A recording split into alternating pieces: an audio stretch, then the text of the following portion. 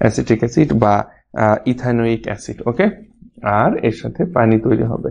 তো এখন কথা হচ্ছে এইটাই হচ্ছে সে আমাদের 6 থেকে 10%, 6 থেকে 10% অ্যাসিটিক অ্যাসিডের 6 থেকে 10% অ্যাসিটিক অ্যাসিডের জলীয় দ্রবণ, সেটাকে বলা হচ্ছে মূলত আমাদের ভিনেগার। ওকে, আচ্ছা, তো এইটা হচ্ছে মূলনীতি বা প্রিন্সিপাল অফ ভিনেগার। আচ্ছা, এখন আমরা আসি কি প্রস্তুত প্রণালীতে। প্রস্তুত প্রণালীতে আসলে আমরা দেখতে পাবো যে বহু ছিদ্র বিশিষ্ট 2 তাকযুক্ত একটি বৃহদাকার কাঠের পিপা নিতে হবে, যাতে ওই পিপার নিম্নাংশে কতগুলো ছিদ্র থাকে, যার মধ্য দিয়ে বায়ু প্রবাহিত হয়। নরম বীজ কাঠের গুঁড়া দ্বারা তাকদ্বয়ের মধ্যবর্তী স্থান ভর্তি করা হয়। তারপরে মাইকোডার্মা অ্যাসিডি নামক যে ব্যাকটেরিয়া, তাহলে আমরা দেখতে পাচ্ছি কি এই যে ভিনেগারটা প্রস্তুতির জন্য আমাদের কোন ব্যাকটেরিয়াটা দরকার হচ্ছে, এইটা খুব গুরুত্বপূর্ণ। এই ব্যাকটেরিয়াটার নাম হচ্ছে আমাদের মাইকোডার্মা অ্যাসিটি। হ্যাঁ, মাইকোডার্মা অ্যাসিটি বা এর আর একটা ব্যাকটেরিয়ার নাম হচ্ছে অ্যাসিটোব্যাক্টর।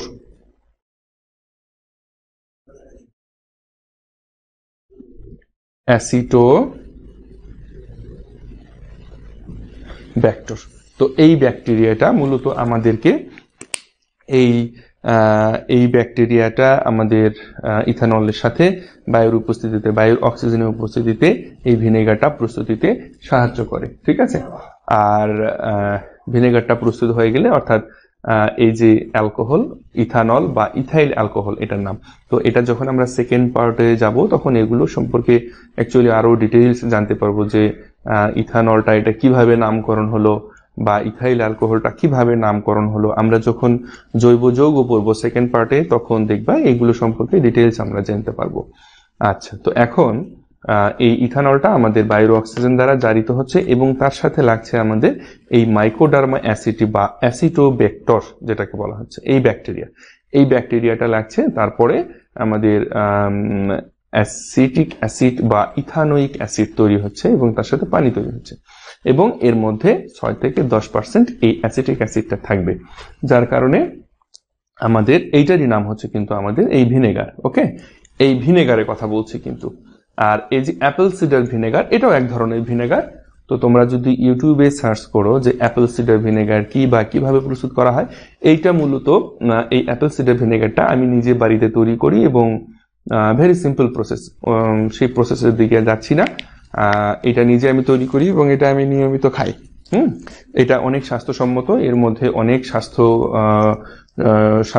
স্বাস্থ্যের জন্য উপকারী অনেক জিনিসপত্র রয়েছে যেগুলো আমাদের শরীরের জন্য অত্যন্ত উপকারী। ওকে, আচ্ছা, তাহলে এই যে প্রস্তুত প্রণালী রয়েছে, আমার মনে হয় এই প্রস্তুত প্রণালীটা তোমাদেরকে আর অত ডিটেলসে বলার প্রয়োজন হবে না, বইতে রয়েছে। তো আমি মূলত এর মূল যে থিমটা, এর যে মূল নীতিটা, সেটা তোমাদের সাথে আলোচনা করলাম, এবং এর সাথে কি কি ব্যাকটেরিয়া প্রয়োজন হচ্ছে, কত পার্সেন্ট অ্যালকোহল তৈরি হচ্ছে, ভিনেগারটা মূলত প্রিপারেশনের যে প্রস্তুত প্রণালী, আর তোমাদের একেবারে প্রসিডিউরটা যেটা রয়েছে এটা বইতে রয়েছে এবং এটা খুব সুন্দরভাবে ডিটেলস ওখানে আছে। আমার মনে হয় তোমরা পড়লে বুঝবে না এরকম কোনো কিছু সেখানে নেই। তো নেক্সট আমাদের যে টপিকস রয়েছে সেটাতে আমি যাই। আচ্ছা, তোমাদের হোমওয়ার্কের বিষয়ে একটু বলি আমরা। তোমরা অনেকেই হোমওয়ার্কে জমা দিয়েছো আমাকে, হোমওয়ার্কগুলো আমি দেখেছি, অনেক সুন্দর হয়েছে। তো বিষয়টা হচ্ছে কি, এই যে তোমাদের একটা প্র্যাকটিস, এই প্র্যাকটিসটা তোমাদেরকে কিন্তু ধরে রাখতে হবে।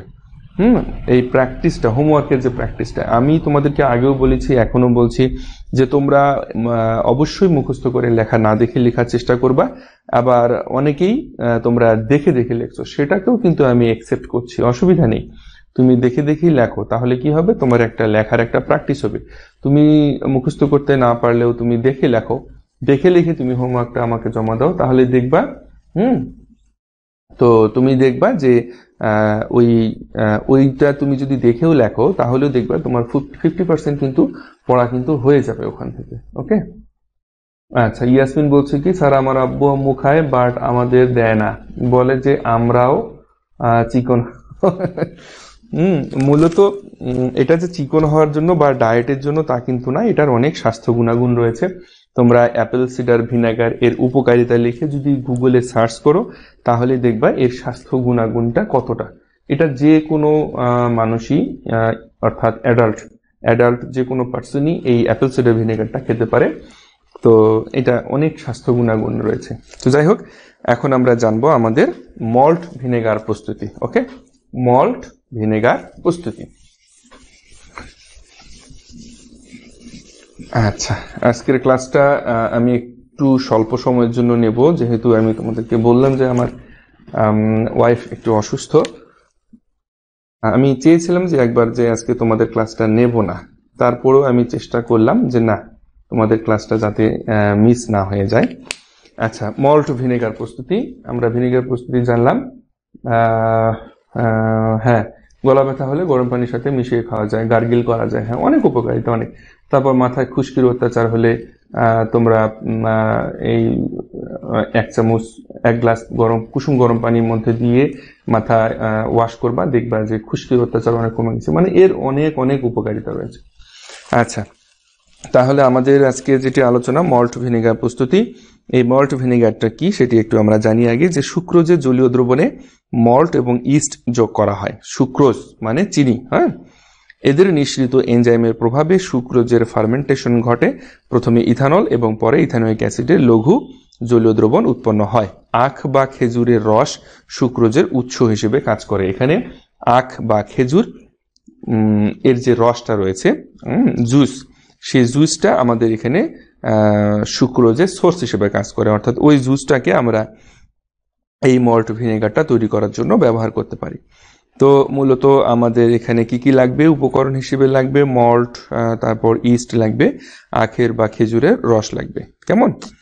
আচ্ছা, এখন কার্যপদ্ধতিটা একটু আমি আলোচনা করে দিই। সেটা হচ্ছে আখের রস বা খেজুরের রসকে তাপ দিয়ে গাঢ় করে তার মধ্যে আমরা কোনো অণুজীব জন্মাতে না পারে সেজন্য এতে সামান্য পরিমাণে সালফিউরিক অ্যাসিড মিশ্রিত করতে হবে, সামান্য পরিমাণে, এবং প্রাপ্ত দ্রবণে ইস্ট যোগ করা হয়। এখন এই ইস্টের বৃদ্ধির জন্য মিশ্রণটিতে সামান্য অ্যামোনিয়াম সালফেট যোগ করা হয় এবং অ্যামোনিয়াম ফসফেট যোগ করানো হয়।